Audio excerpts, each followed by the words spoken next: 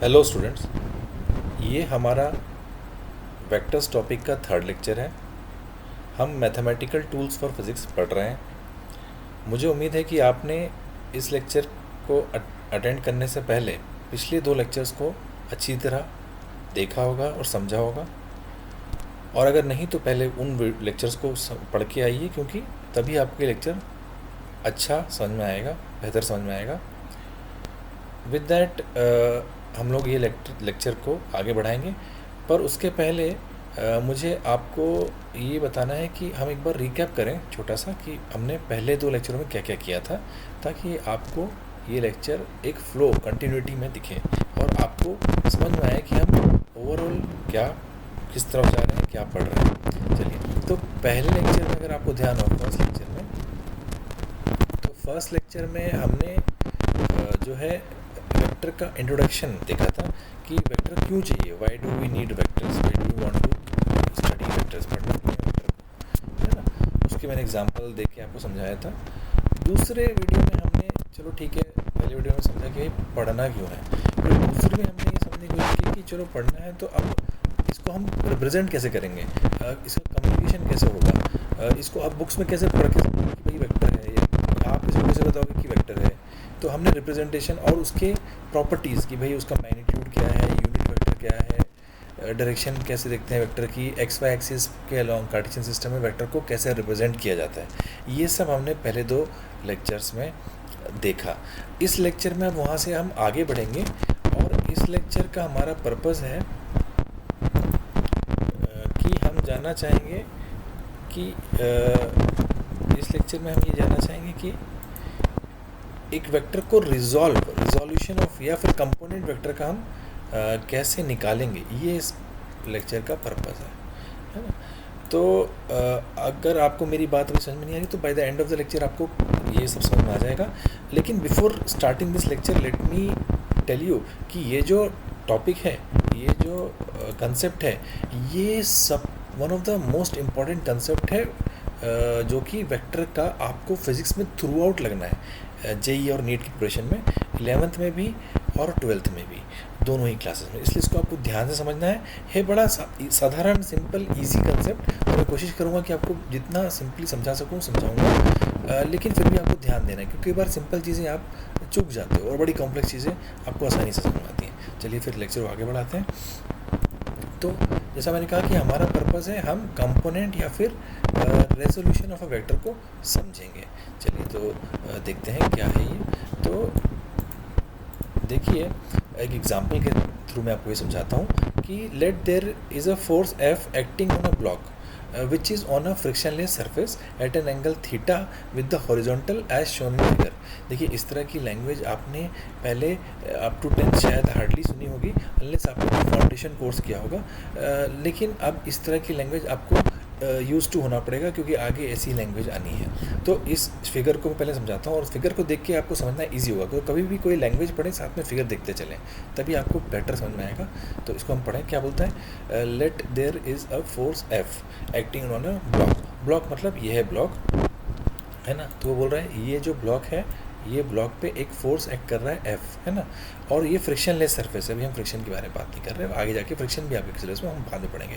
तो बोल रहा है ये जो फोर्स एफ है ये एंगल थीटा पे लग रहा है हॉरिजॉन्टल से। तो देखिए, आप समझिए ग्राउंड है, जो हमने डायग्राम बनाया है ये ग्राउंड है, और उस पर एक ब्लॉक रखा है। आप इमेजिन कर सकते हो आपके कमरे में ग्राउंड पे कोई चीज़ रखी हुई है, ब्लॉक रखा हुआ है ना। ब्लॉक मतलब कोई आप कोई भी भारी सा सामान, उसको ब्लॉक बोला जाता है ना।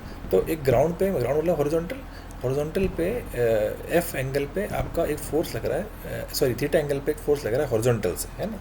तो ये आपकी हॉरिजॉन्टल वाली लाइन हो गई, और ये आपके फोर्स हो गया, इनके बीच का एंगल थीटा है, ये आपको यहाँ बताया गया है।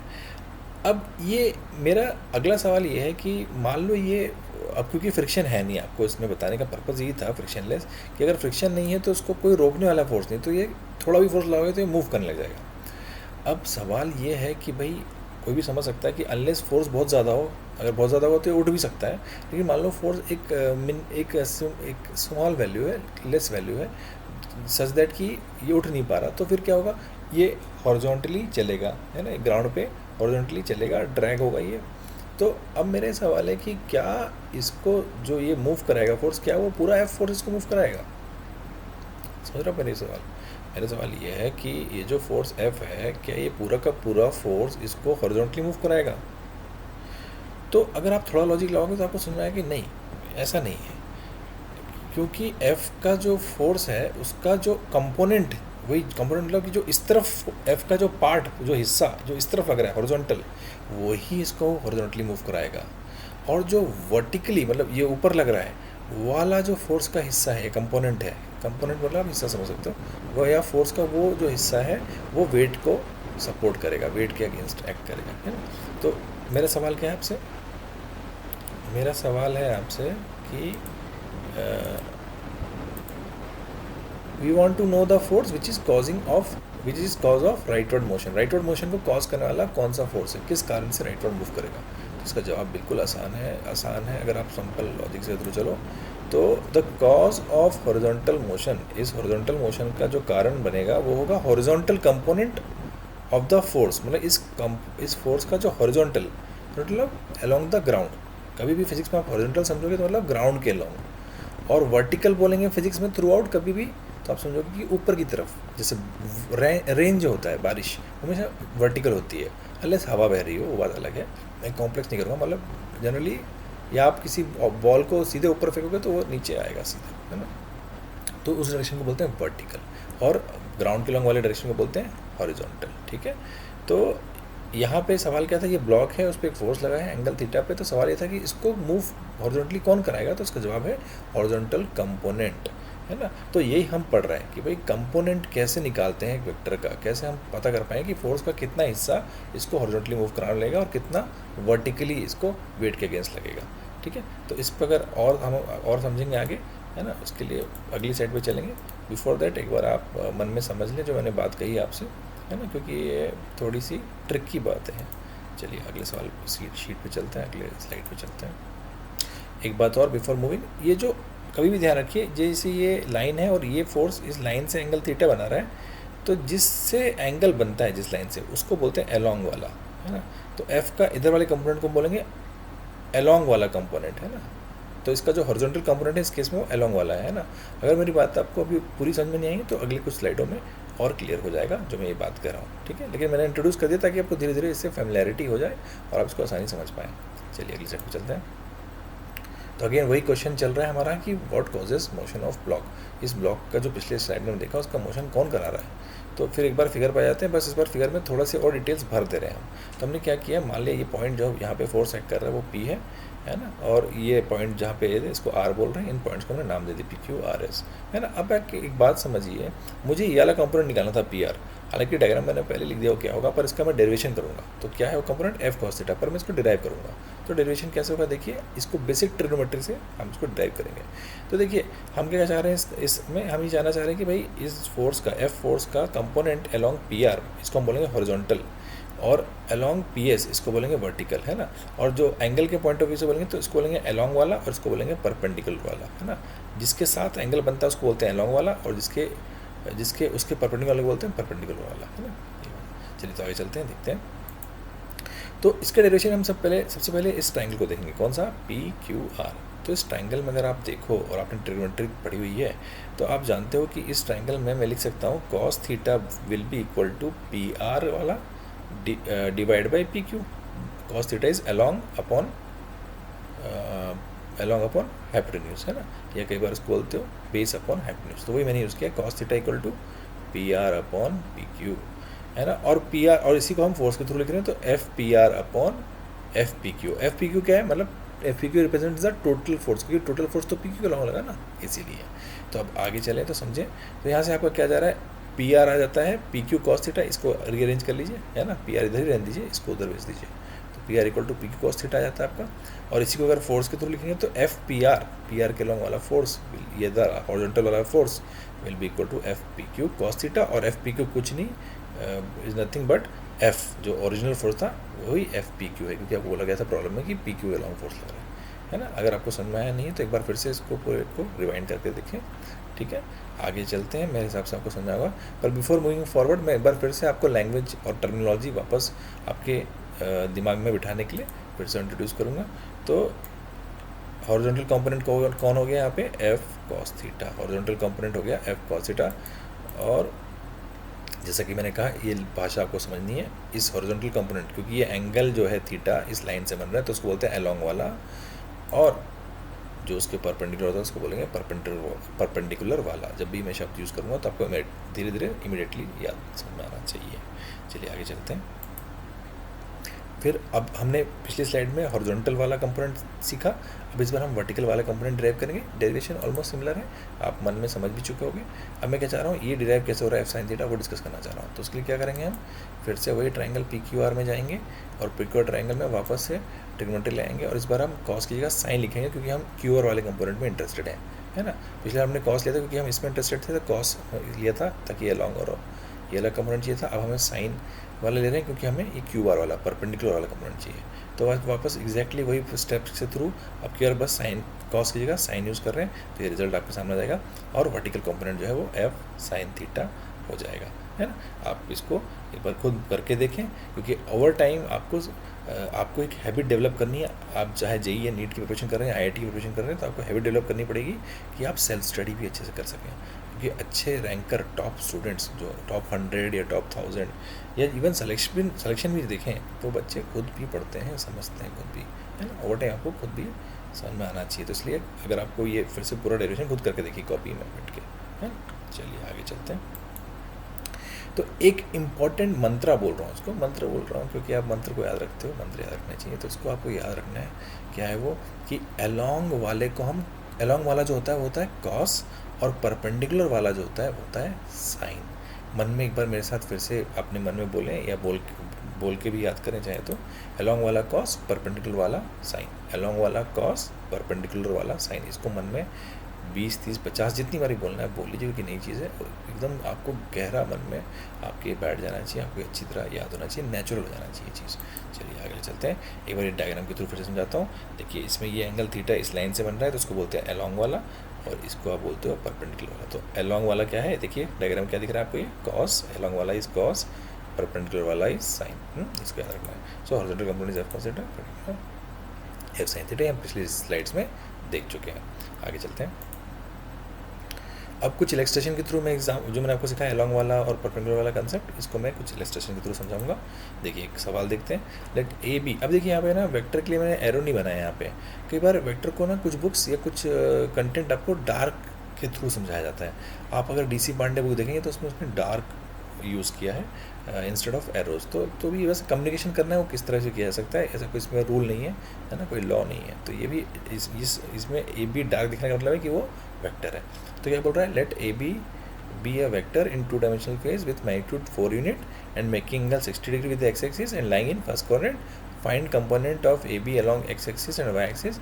यहाँ से बात हो रही है, hence represent AB in terms of unit vectors i cap and j cap. आपको i cap and j cap I hope याद होगा, हमारी पिछली क्लास में डिस्कस किया था। i कैप होता है along x axis unit vector, j cap along y axis, है ना। और also verified that calculation component is correct. चलिए डायग्राम के थ्रू समझते हैं। तो डायग्राम बना लिया कि a जो है वो ओरिजिन है ना, ए बी वेक्टर का a जो है ओरिजिन है, और ए बी वेक्टर उसने कहा 60 डिग्री विथ x एक्सिस है। तो ये देखिए ये आपकी x एक्सिस है हॉरिजॉन्टल वाली, तो इससे 60 डिग्री बना रही है, ये आपको सवाल में दिया गया है। वही मैंने यहाँ डायग्राम में बना लिया ताकि मैं समझ के कर सकूँ। फिजिक्स में डायग्राम बनाना हर कुछ सवाल में बहुत अच्छा और ज़रूरी है मेरे हिसाब से। आप भले कितने एक्सपर्ट हो जाओ, मुझे आज मैं सही बोलूँ तो 1997 में मैंने आईटी की प्रिपरेशन चालू की थी, तो आज मुझे लगभग 23 साल हो चुके हैं इस तरह की फिजिक्स पढ़ते हुए और पढ़ाते हुए। फिर भी मैं आज भी कोई नया सवाल उठाता हूँ तो कोशिश करता हूँ उसका डायग्राम बना सकूँ, जिससे मेरी सॉल्व करने की प्रोबेबिलिटी चांसेस बढ़ जाते हैं और मेरे को वो गलतियाँ कम होती हैं उससे।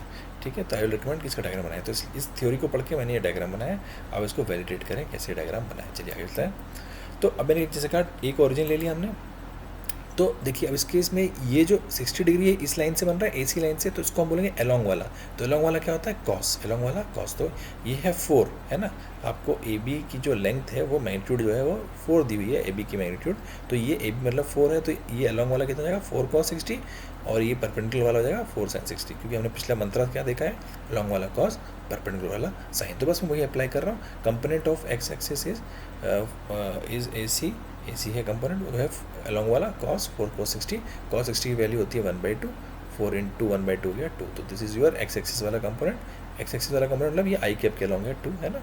आगे चलते हैं। Similarly component of along Y axis, मतलब ये परपेंडिकुलर वाला हो गया क्योंकि एंगल इसके साथ बन रहा है, तो ये परपेंडिकुलर वाला हो गया।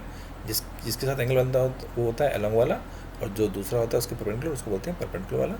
तो ये हो जाएगा 4 sin 60, sin 60 का मैं पुट कर दूंगा √3/2 इसकी वैल्यू जो होती है ना, तो ये मल्टीप्लाई करके मेरा 2√3 रिजल्ट आ जाएगा। अब मुझे सवाल में उसने ये भी कहा था कि रिप्रेजेंट करके दिखाओ आई और जे में, तो ये एक्स वाला हो जाएगा आई और वाई वाला हो जाएगा जे, तो ये मेरा रिजल्ट हो गया है ना। अगर नहीं आया हो समझ में तो एक बार स्लो करके भी देख लें, मैं थोड़ा सा इसको जल्दी समझा रहा हूँ क्योंकि हमें आगे चलना है। चलिए आगे चलते हैं। अब देखिए ये सवाल थोड़ा ट्रिकी है ना। A force of 30 newton is acting at an angle of 60 degree with the Y axis. कई बार क्या होता है, ये सवाल बच्चे एग्जाम में या कहीं पढ़ते हैं और फटाफट में मान लेते हैं कि एंगल तो एक्स एक्सिस है बनता है हमेशा हमेशा, तो वो मान के पूरा सवाल उल्टा कराते हैं और इसमें नेगेटिव मार्क ले लेते हैं। आप बोलोगे सर आपने हमारी नींद तोड़ दी। भैया नींद तोड़ने की आदत डालो है ना, क्योंकि एग्ज़ाम में जेई चाहे नीट में चाहे आईआईटी में, इन सब एग्ज़ाम में आपकी नींद ही उड़ाई जाती है, और जो सो के एग्ज़ाम दे के आते हैं वही सब फेल होते हैं, वही सिलेक्ट नहीं होते हैं, उनका रिज़ल्ट ख़राब होता है। जो जाग के पेपर करते हैं वही सक्सेसफुल होते हैं। तो इसलिए ये सवाल देखिए थोड़ा ट्विस्ट किया है, तो इसका डायग्राम देखेंगे। पिछले सवाल में देखा था जनरली एंगल एक्स एक्सिस होता है, यहाँ वाई एक्सिस है, तो ये एंगल ये हो जाएगा। तो अब यहाँ पे खास बात जो है समझने वाली कि यहाँ पे आपका अलोंग वाला कौन होगा, सोच सकते हो। तो अलोंग वाला कौन सा होता है, जिससे एंगल बनता है, तो ये वाई एक्सिस वाला आपका अलोंग वाला है, समझ रहे हो। तो अलोंग वाला कॉस याद रखना, और ये आपका परपेंडिकुलर हो जाएगा, तो परपेंडिकुलर वाला साइन। तो वही हम इसको सॉल्व करेंगे। एफ एक्स, तो ये एक्स वाला परपेंडिकुलर वाला हो गया क्योंकि एंगल उधर से है, तो ये हो जाएगा परपेंडिकुलर वाला साइन। मंत्र याद रखो, हमने 50 बार बोला हुआ तो बिल्कुल याद हो गया होगा। तो F X equal to F sine 60, sine 60 की वैल्यू √3/2 पुट कर दी, आंसर आ गया। सिमिलरली एफ वाई, वाई इस केस में अलोंग वाला है और अलोंग वाला होता है कॉस, तो 30 cos 60, cos 60 की वैल्यू 1/2 डाली, तो ये 50 न्यूटन आ गया। देखिए आई होप आपकी नींद खुल गई होगी। एक बार नहीं खुली तो फिर से मंत्र ले आता हूँ। अलोंग वाला कॉस, परपेंडिकुलर वाला साइन। इस एग्जाम्पल के थ्रू ये है अलोंग वाला, ये कॉस, और ये परपेंडिकुलर वाला साइन। हॉरिजॉन्टल इस केस में था cos theta, sine theta. I hope आपको ये कंसेप्ट समझ आया होगा, नहीं तो आप एक बार फिर देखिए, 2 बार 3 बार जितनी बार देखना है देखिए इस वीडियो को।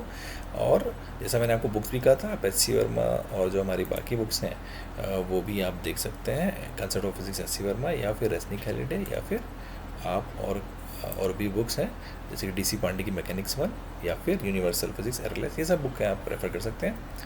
जो अभी आपकी अच्छी बुक्स हैं पढ़ सकते हैं। मैं एक बार और बोलता हूँ, बोर्ड की पढ़ाई और जेई और नीट की पढ़ाई काफ़ी अलग होती है। मतलब ये होता है कि उनका ओरिजिन सोर्स सेम होता है, आप चैप्टर वही पढ़ते हो पर पढ़ने का तरीका बदल जाता है ना। तो आप कंफ्यूज मत होना, आपको लगेगा यार ये टफ लग रही पढ़ाई, तो एक बात मैं बोल दूँ, टफ नहीं है, मेहनत करनी पड़ेगी, सिंपल ही है, लेकिन हार्ड वर्क के थ्रू ही आप इसको अचीव करोगे, है ना। बोर्ड में क्या होता है, आपको याद करनी होती चीज़ें, तो आपको अभी तक आदत लग चुकी है, इसलिए आपको हल्का लगता है, ईजी लगता है ना। लेकिन आपको अभी टफ की आदत डालनी पड़ेगी अगर आपको कुछ अचीव करना है, अच्छे रिजल्ट जाना है, अच्छे कॉलेज जाना है, अच्छा IIT या MBBS में एम्स या KEM कोई अच्छे कॉलेज जाना है, तो आपको ये आदत डालनी पड़ेगी। और जैसे कि मैंने कहा कि ये लेक्चर देखते रहने के लिए, और अगर मैं नया वीडियो डाल रहा हूँ तो आप ये बेल आइकन हमारे इस रैशनल ट्यूटोरियल चैनल पर जाके क्लिक कर दें, ताकि आपको जब भी मैं नया वीडियो बनाता रहूँ तो आपको आता रहे, आपकी पढ़ाई रेगुलरली चलती रहे। और मैंने कहा अगर आप मुंबई और जालना में हैं तो हमारे बैचेस रैशनल ट्यूटोरियल्स के जून से वहाँ स्टार्ट होंगे, क्योंकि आपको पता है अभी ये जो कोरोना वायरस की सिचुएशन है उस कारण हमें लगता है कि जून तक ही पॉसिबिलिटी है, अगर हुआ तो मे बी में, बट हमारा पहला बैच जून तक, तब तक आपकी पढ़ाई वैसे चली रही है ना। चलिए अगले लेक्चर में मिलते हैं। Happy learning and have a good day.